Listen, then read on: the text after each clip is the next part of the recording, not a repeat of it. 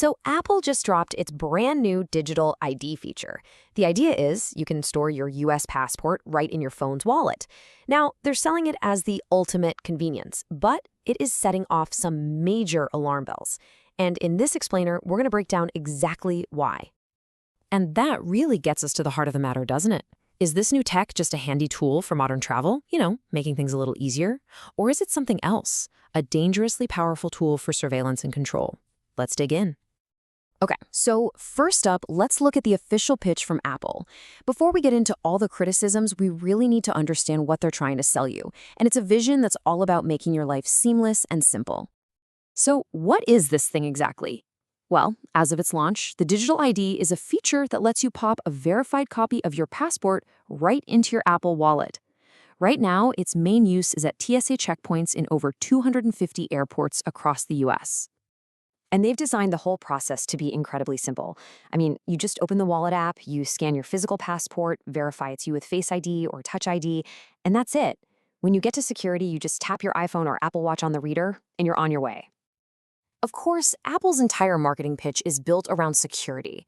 They keep using this phrase, privacy by design. They're talking up end-to-end encryption and biometric locks to make you feel like your data is totally secure and that you're only sharing what's absolutely necessary.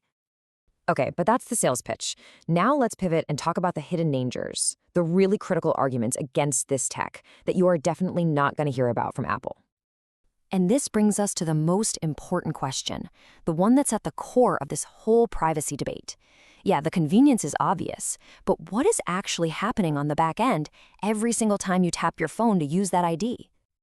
Well, here's the first big problem. Every single time you use your digital ID, it creates a permanent digital record. Unlike just flashing your physical passport, which leaves zero trace, this digital action is logged in a system forever. And this log, it's not just a simple checkmark. Oh no, critics point out that each record is incredibly detailed. It includes the exact time you scanned your ID and the specific location where it happened.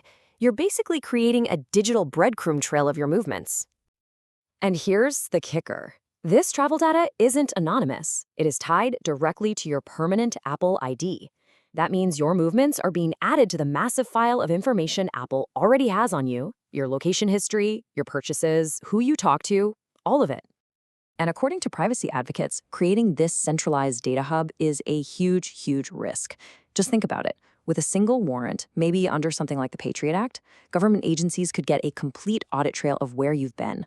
Critics are already comparing it to how those COVID contact tracing apps, which were sold to us for public health, were later used for surveillance.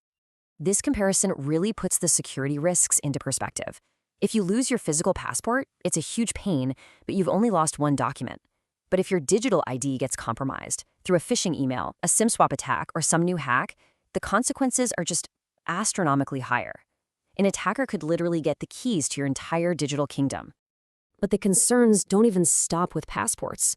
The argument is that this isn't just one new feature.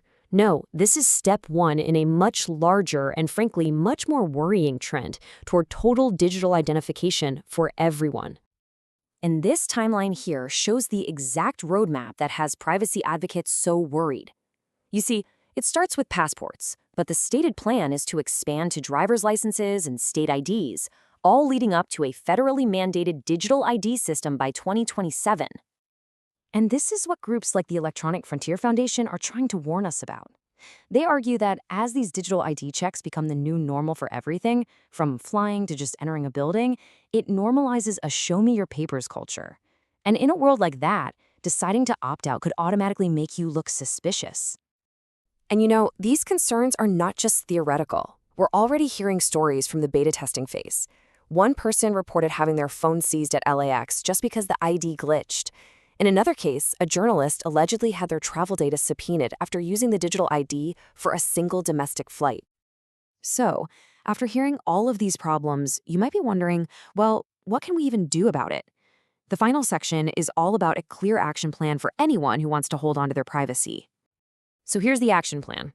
The most direct thing you can do is just opt out. Stick with your physical IDs. You can actually go into your phone settings and disable these features. You can also push back by going analog, using cash or paper tickets when you have the choice.